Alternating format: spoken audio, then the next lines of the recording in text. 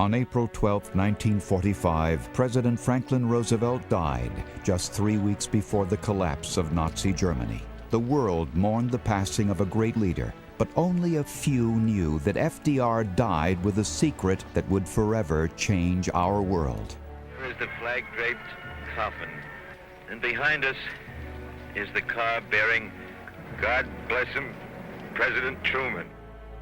After being sworn in, Harry S. Truman told reporters, "I don't know whether you fellows ever had a load of hay fall on you, but when they told me yesterday what happened, I felt like the moon, the stars, and all the planets had fallen around me."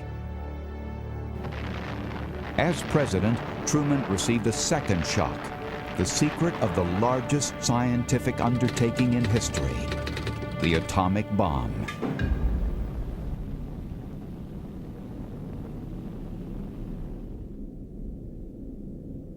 By March of 1945, American forces were within 350 miles of Japan after taking Iwo Jima, Okinawa, and the Marianas. From these islands, U.S. superfortresses could now begin daily bombing raids designed to crush Japan's industry and its morale.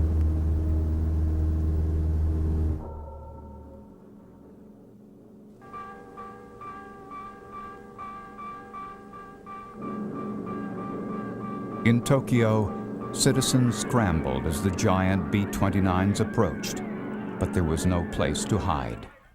Japanese cities, with their many wooden structures, were highly flammable. In March 1945, one raid alone leveled 250,000 buildings, killing 80,000 Tokyo residents. In the last waves of the attack, American bomber crews reported smelling burning flesh. Japan's foreign minister explained, "Day by day, Japan turned into a furnace from which the voice of a people searching for food rose in anguish. And yet, if the emperor ordained it, they would leap into the flames." Japan could no longer win the war, but defeat was not the issue. It was surrender that America so desperately wanted. The Japanese went to extreme lengths to prepare for the expected American invasion. Japanese children were trained to be human bombs with explosives strapped to their bodies. Women were given sharpened bamboo sticks to resist the Americans. The Allied invasion of Japan promised to be a bloody affair for soldiers of both sides and for millions of Japanese civilians.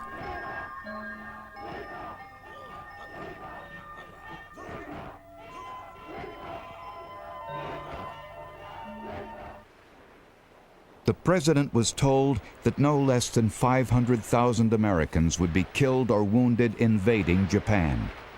The carnage at Iwo Jima and Okinawa had already sickened the U.S. military. The closer the U.S. came to victory, the heavier the price in blood. Japan could hold out for months, hoping war-weary America would eventually present a compromise peace. Why then would any president let his men die in another bloodbath when a weapon was being developed that could end the war? At top-secret facilities like Oak Ridge, Tennessee, thousands of Americans were working towards the creation of this weapon. Only a few had even a vague idea of what it was about.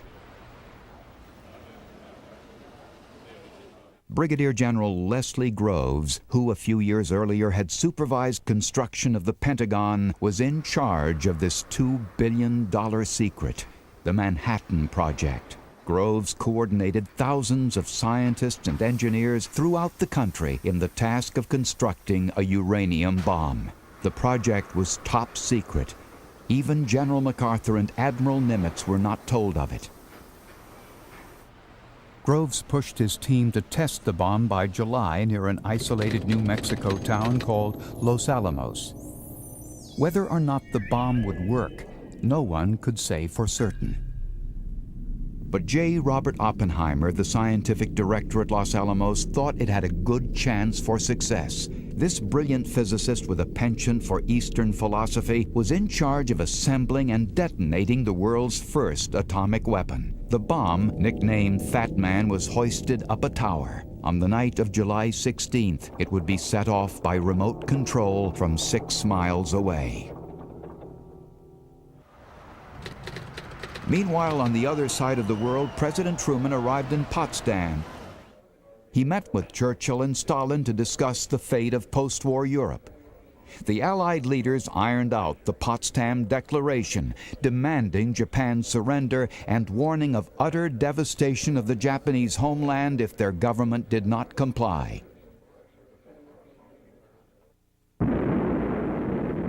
Back in New Mexico, the explosion of Fat Man sends a giant mushroom cloud 41,000 feet in the sky. The genie is out of the bottle. This explosion begins an amazing 30 days that changed the world forever. Inspecting the damage, Groves was delighted. The U.S. now had the most powerful weapon in the history of warfare. Oppenheimer was more philosophic about the terrible force he had unleashed. Quoting from the ancient Hindu text, Bhagavad Gita, he said, "I am become death, destroyer of worlds." Meanwhile, Japan's prime minister rejected the Potsdam Declaration, which called for unconditional surrender. He said, "We consider it of no great importance." The Japanese wanted a settlement guaranteeing that their revered Emperor Hirohito would never be deposed or tried as a war criminal. At Potsdam, Truman learns that the Japanese have refused to surrender. He informs his Soviet and British allies that America will now use the bomb. Churchill later recalled that the decision whether or not to use the atomic bomb was never an issue. There was unanimous, unquestioned agreement around our table.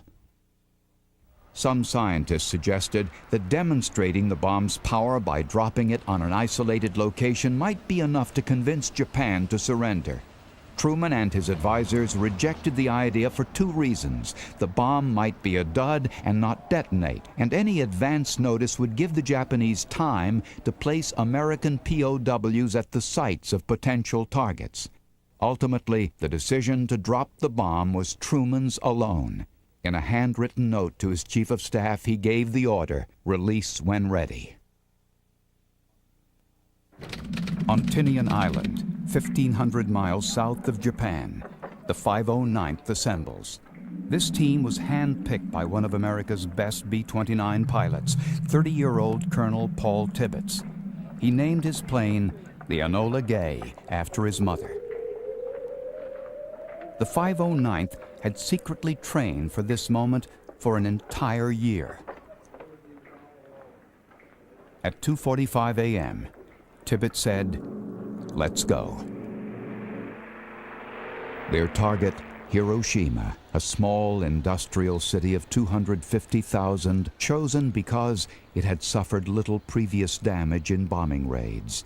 At exactly 8:13 a.m., the Enola Gay dropped the atomic bomb Little Boy over the city.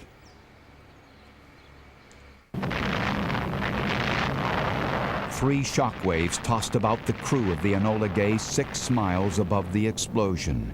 In the light of this blast, the world was transformed. The sight that greeted our eyes was quite beyond what we had expected, because we saw this cloud of boiling dust and debris below us with this tremendous mushroom on top. Beneath that was hidden the ruins of the city of Hiroshima. Hiroshima was in ruins. A street corner clock frozen in time to the exact moment of the explosion. At ground zero, temperatures had reached 7,200 degrees Fahrenheit, singeing 4 square miles of the city, leaving it a reddish brown. Trees were snapped like twigs by the force of the blast. A few surviving structures dotted the landscape like tombstones. But Japan's sorrow did not yet mean surrender.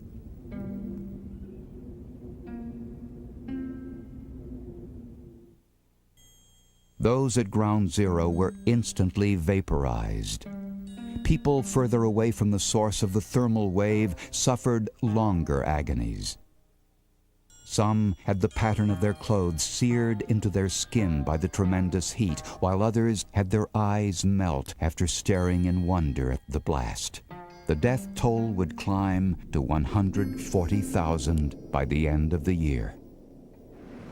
While sailing home from Potsdam, Truman told the world of the bomb. A short time ago, an American airplane dropped one bomb on Hiroshima and destroyed its usefulness to the enemy.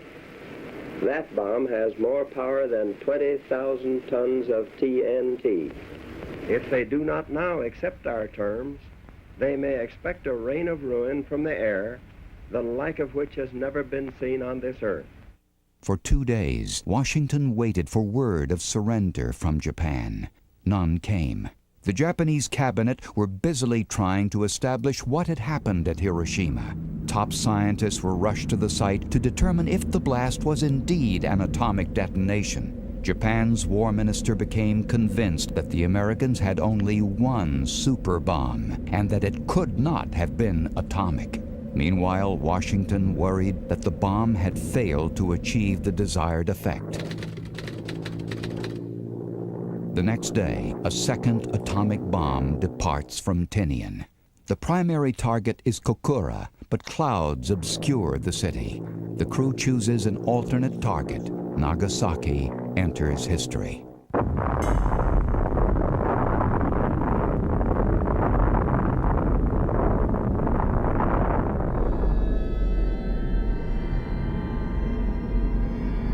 In Nagasaki, 74,000 are killed in an instant.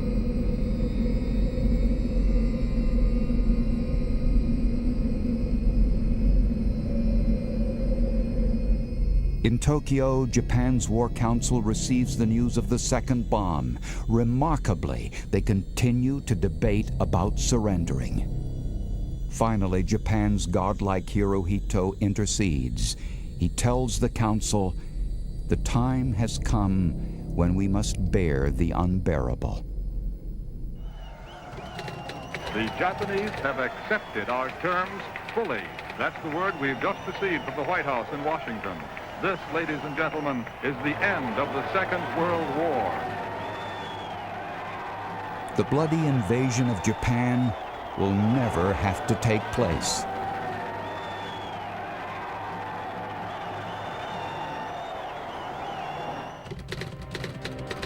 Aboard the battleship Missouri, General Douglas MacArthur, hero of the liberation of the Philippines, presided over the Japanese surrender. We are gathered here, representatives of the major warring powers, to conclude a solemn agreement whereby peace may be restored. I now invite the representatives of the Emperor of Japan to sign the instrument of surrender at the places indicated. Foreign Minister Shigemitsu signed on behalf of Japan, ending World War II, a 6-year conflict that had taken nearly 50 million lives. Japan started the war and fought with all its might until the atomic bombs were dropped on Hiroshima and Nagasaki, the final, crucial turning point of World War II. These proceedings are closed.